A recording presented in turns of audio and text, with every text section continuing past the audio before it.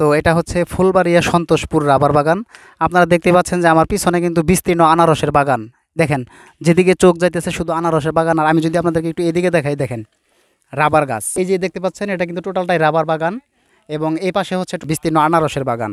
তো সব থেকে মজার বিষয় হচ্ছে যে এখানে যদি আপনারা আসেন, বাগানের যে ন্যাচারাল যে ফলগুলো আছে আনারস, সেগুলো কিন্তু আপনারা কিনে খেতে পারবেন এখান থেকে। আমি একটু আপনাদেরকে দেখাবো সেই জিনিসটা, যে এখানে আসলে বাগানের ফল কিন্তু এনে তারপরে বিক্রি হচ্ছে, একদম ন্যাচারাল ফল। ভাই এগুলা কত করে পিস ভাই? 10 টাকা পিস। দেখছেন, এইটা হচ্ছে 10 টাকা।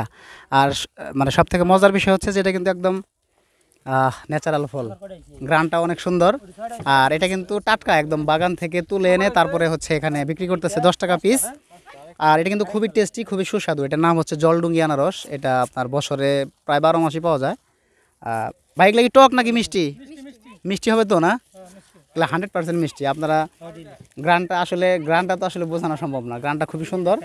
আর এই দেখতে পাচ্ছেন যে এখানে ভালো বিক্রি হয় মোটামুটি। রায়হান আসছে, রায়হানকে জিজ্ঞেস করবো আসলে মানে আনারস খাবে। বন্ধু রায়হান একটা খাবে, আমরা সেটা দেখবো যে আসলে মানে আসলেই কেমন মিষ্টি।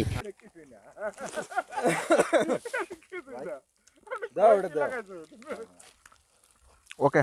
তো এখানে কিন্তু আমরা আসলে অনেক মানে প্রায় 8 জন আসছি। এই যে রায়হান এবং মানে ক্যামেরাতে আছে বাবু এবং এ পাশে শরীফ, সুজন, হাবিব ভাই, দুর্জয়। তো আমরা আসলে খুবই ভালো লাগছে আসলে।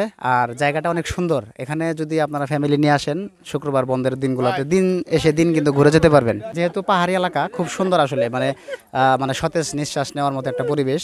এখন আমি বাবুকে একটু জিজ্ঞেস করবো যে বাবুর কেমন লাগছে। জি, অনেক সুন্দর।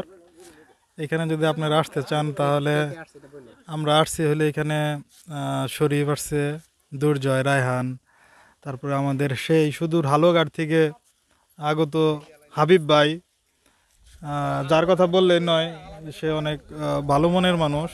তার সাথে আসছে সুজন। আচ্ছা, আর এখন নামাজের সময় হয়ে যাচ্ছে, আমরা এখান থেকে বিদায় নিচ্ছি।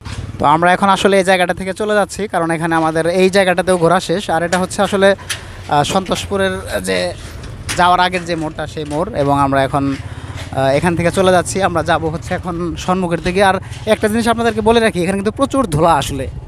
আর সব থেকে মজার বিষয় হচ্ছে একটা জিনিস আপনারা লক্ষ্য করবেন, যে আমরা যে দিক দিয়ে যাচ্ছি দুই পাশে কিন্তু আনারসের বিস্তীর্ণ বাগান। আপনারা একটা জিনিস একটু খেয়াল করেন। কিন্তু একটা জিনিস খারাপ লাগতেছে, সেটা হচ্ছে যে প্রচুর ধুলা, কিন্তু রাস্তার মধ্যে অনেক ধুলা। এই জায়গাটায় আসলে রাস্তাটা যদি পাকা করা থাকতো তাহলে মনে হয় একটু ভালো হয়ে যাবে বেশি। তো তারপরেও আসলে খারাপ না, সব মিলিয়ে খুব সুন্দর। আমাদের আজকের যে ভ্রমণ, সেই ভ্রমণটা খুবই সুন্দর ছিল। আপনারা যারা চান এসে কিন্তু ঘুরে যেতে পারবেন। বিশেষ করে ঢাকা থেকে যদি কেউ আসেন, দিন এসে কিন্তু আপনারা দিন ঘুরে যেতে পারবেন। কে কোথা থেকে আসতে চান আমাদেরকে কমেন্ট করবেন, আমরা আপনাদেরকে কিভাবে আসবেন সেটা আমরা বিস্তারিত বলে দেব। ধন্যবাদ সবাইকে।